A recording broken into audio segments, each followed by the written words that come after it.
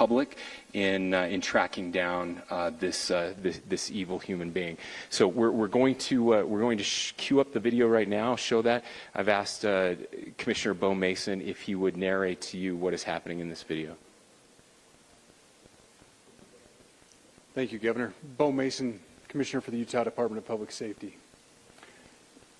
If you look up to the top left, you'll see the building where the shooter was proned out in the top left corner.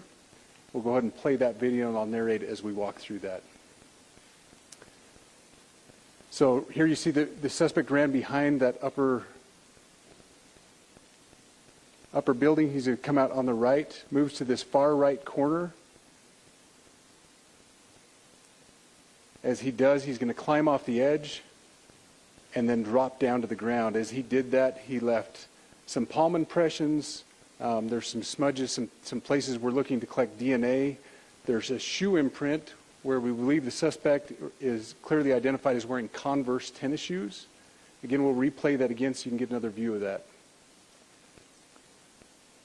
It's important to note his black T-shirt, his black pants, and there appears to be some white on the soles of those Converse tennis shoes. Those are all identifiable items that we're looking for.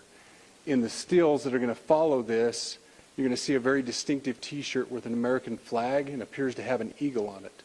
There's also a baseball cap with a triangle on it and a pair of sunglasses. All distinctive, all things that we would ask the public to look for and try to identify if they know someone who has those items, who has been seen wearing those items. We're looking for all that information. Here you see the suspect after dropping off the building. He moved around across this grassy area, around the parking lot. We're going to pan to the right.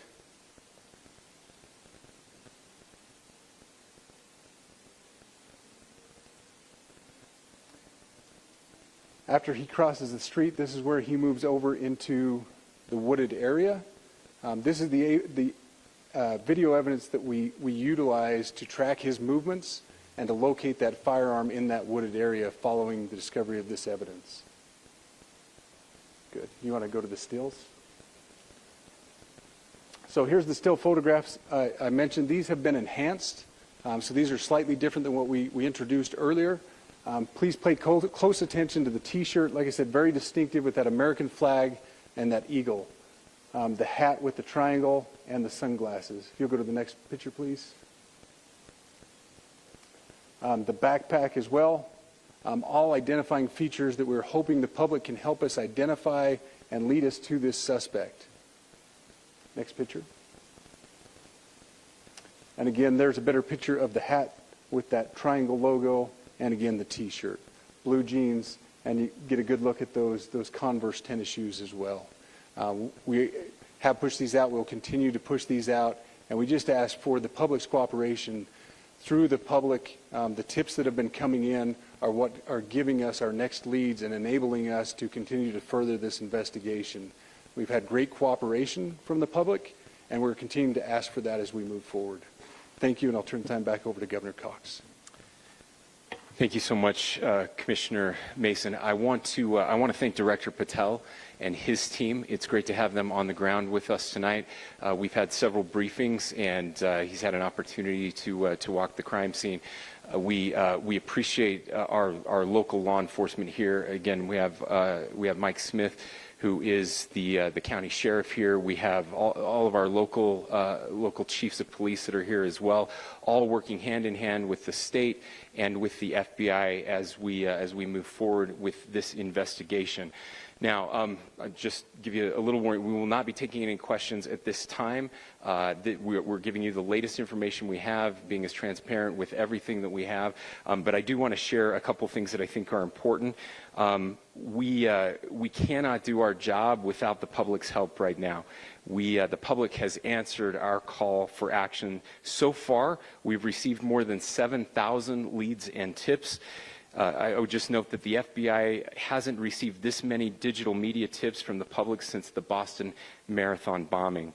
This case also highlights the dedication of our law enforcement community. We have 20 federal, state, and local law enforcement partners that are working shoulder to shoulder to find the person who committed this horrific crime.